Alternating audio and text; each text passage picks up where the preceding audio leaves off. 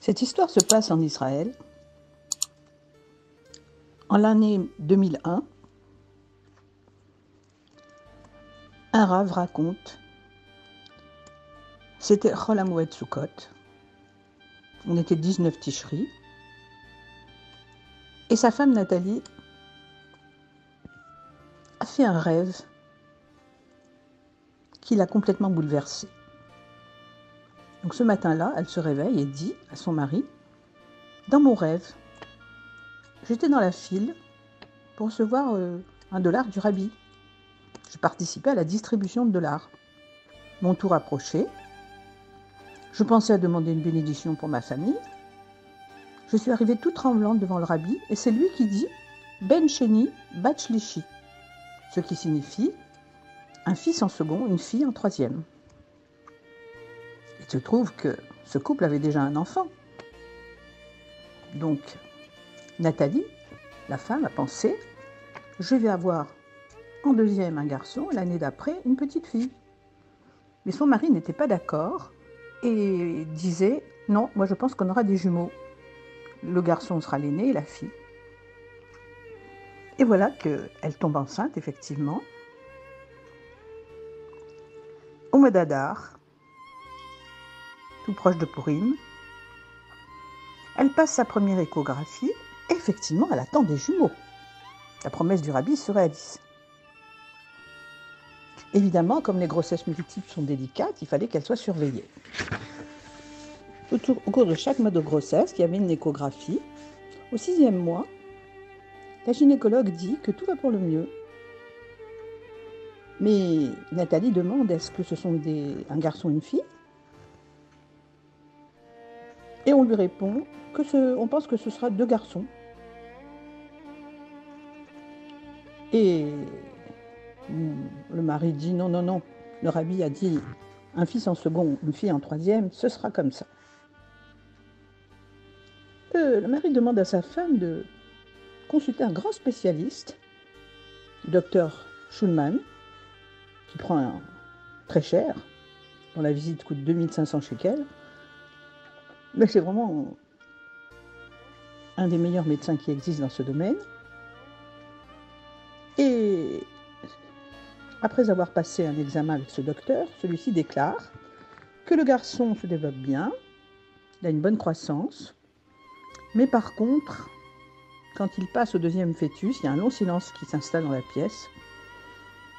Et le docteur, dans son bureau, les yeux un petit peu embués de larmes, dit que la fille, elle, a une croissance insuffisante par manque d'apport sanguin et elle est en danger. Le couple est complètement anéanti. Il était tellement heureux d'avoir ces 2 jumeaux. Mais pour l'instant, on ne pouvait pas penser à une hospitalisation, c'était trop tôt. Il fallait revenir le voir, veille de Rosh Hashanah.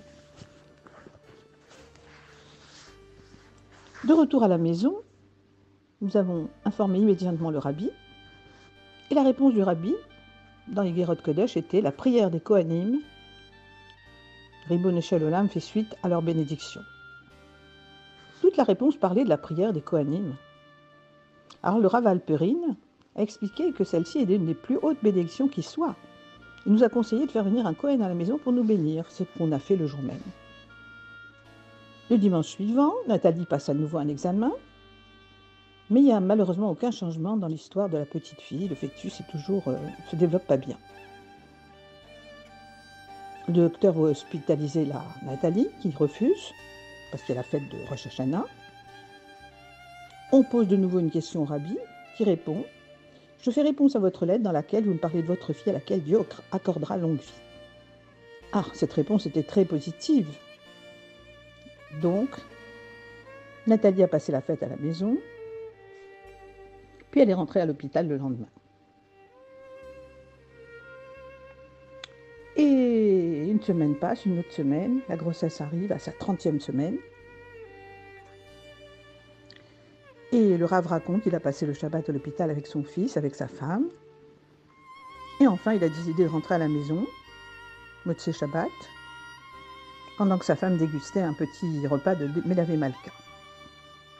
Et voilà qu'à peine rentré à la maison, il reçoit un coup de fil lui annonçant qu'on a décidé d'opérer Nathalie d'urgence. Parce qu'on n'entend plus les battements du cœur du bébé. Il fallait absolument l'opérer. La femme est complètement paniquée, en plus elle a mangé.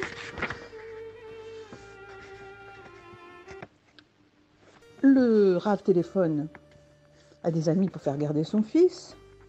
Il essaie de contacter le médecin de famille, il n'y arrive pas. Il essaye de contacter le Rav Alperin pour qu'il écrive au Rabbi. Et enfin, il arrive dans la salle d'opération où sa femme toute tremblante est effrayée. On lui dit qu'on la prépare pour l'opération. Lui se met à dire des télim avec beaucoup de ferveur. Quelques minutes seulement après, sa femme sort de la salle d'opération affolée, elle pleure. L'anesthésiste lui a dit qu'il y avait un risque pour elle parce qu'elle ne se réveille pas parce qu'elle n'était pas à jeun. Alors vraiment, c'est épouvantable ce qui se passe dans la tête à ce moment-là. Tout de suite, on téléphone au Rav Alperin. Il parle avec l'équipe médicale qui décide qu'il faut pratiquer quand même l'opération. Et voilà qu'un médecin sort, avec les mains gantées, masque stérile au cou, qui se précipite vers ma femme. Il se déclare comme étant le docteur Kiss, et il faut que ma femme aille tout de suite en salle d'opération, c'est une question de minutes.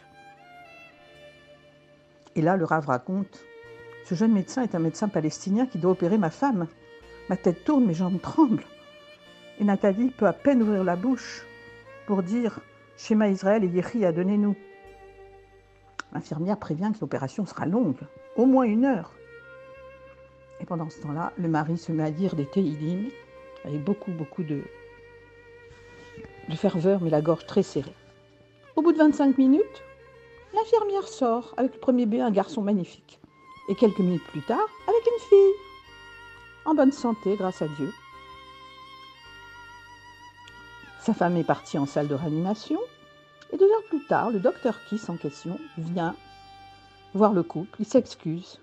Il dit « Excusez-moi, j'ai une attitude un peu agressive, mais l'opération était vraiment compliquée. Nous avons dû faire appel à 3 autres médecins, dont notre propre professeur.